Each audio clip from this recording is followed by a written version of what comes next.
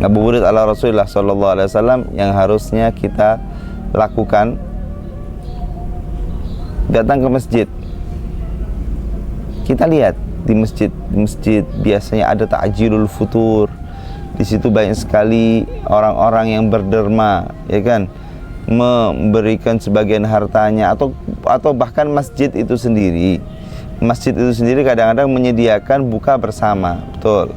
Nah, ketika ngadain buka bersama itu perlu persiapan pastinya, ya kan.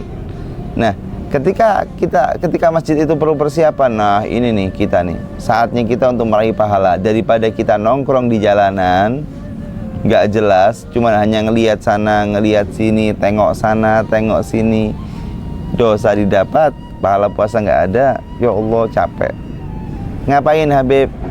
Yang pertama adalah bantu tuh DKM masjid, dibantuin untuk ta'jilul futur, untuk buka bersama, buka puasa bersama, dibantuin persiapannya. Biasanya ada bekas-bekas kotoran yang kemarin ataupun bekas sahur, ya. Orang-orang mungkin ada 1 biji korma yang tertinggal, itu kalau bisa dikeluarin dari masjid supaya masjid steril ketika mau maghrib itu. Sore-sore, ya kan, santai sampai sholat asar berjamaah, ngaji Quran setengah juz, bersihin masjid dikit-dikit, daripada nggak jelas ngeliatin orang-orang yang ada di jalan, ngeliatin cewek perempuan yang mungkin bukan mahramnya, dapat nikahin aja enggak, apalagi kumpul di surga enggak. Ya Allah, capek, dapat dosa doang, pahala puasa habis. Mendingan ngapain?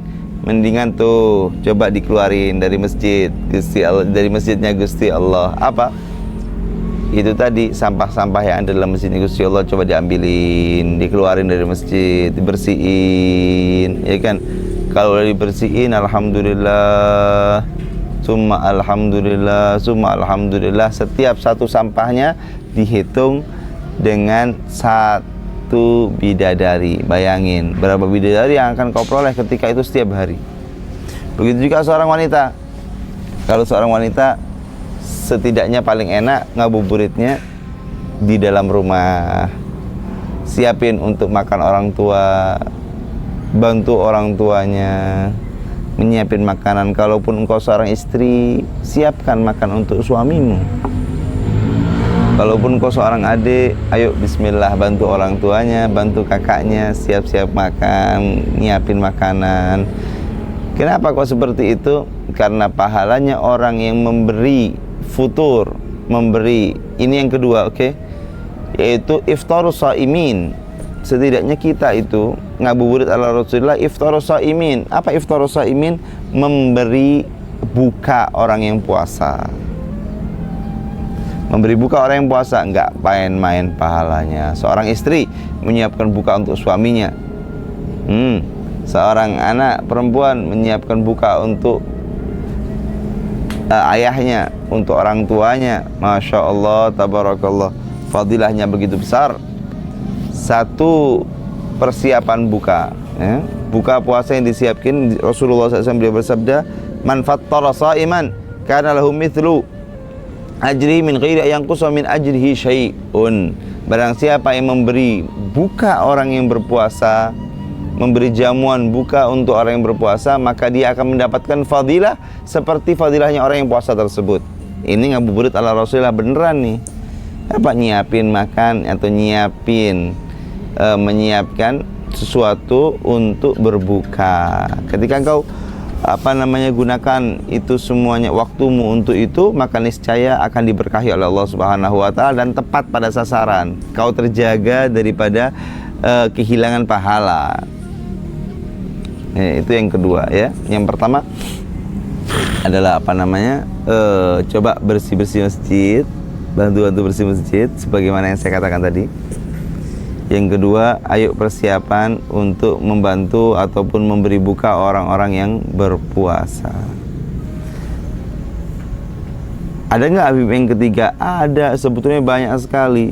Ngabuburit ala Rasulullah banyak sekali. Di antaranya, seseorang ketika membaca astaghfirullah lil mu'minina wal mu'minat 27 kali. sebelum adzan maghrib. Maka apabila diterima oleh Allah Subhanahu wa taala, maka dia akan diampuni dosanya sesuai dengan seluruh jumlah kaum muslimin yang ada di dalam dunia ini. Subhanallah. Bayangkan dan bayangkan fadilahnya. Kalau kita ketika di Tarim, di kota Tarim, Hadramaut, bahkan di sebagian pesantren di Indonesia, di situ kita sebelum maghrib ngabuburitnya baca Wirdul Latif. Kita persiapan bukanya membaca Wirdul Latif, satu wirid yang dikumpulkan oleh Imam Abdullah bin Alwi Al-Haddad. Ala ikhwani, saudara-saudaraku yang dimuliakan oleh Allah Subhanahu wa taala, dimanapun kalian berada, hidupkan waktu itu untuk kau mendekatkan diri kepada Allah Subhanahu wa taala. Santai tapi pasti. Santai, bersih-bersih masjid kan santai, tapi pahalanya besar. Nyiapin makanan sambil keluarga, santai tapi pahalanya besar. Baca astaghfirullahal mu'min al mu'minat, santai tapi pahalanya besar. Baca Wirdul Latif, pahalanya besar. Subhanallah.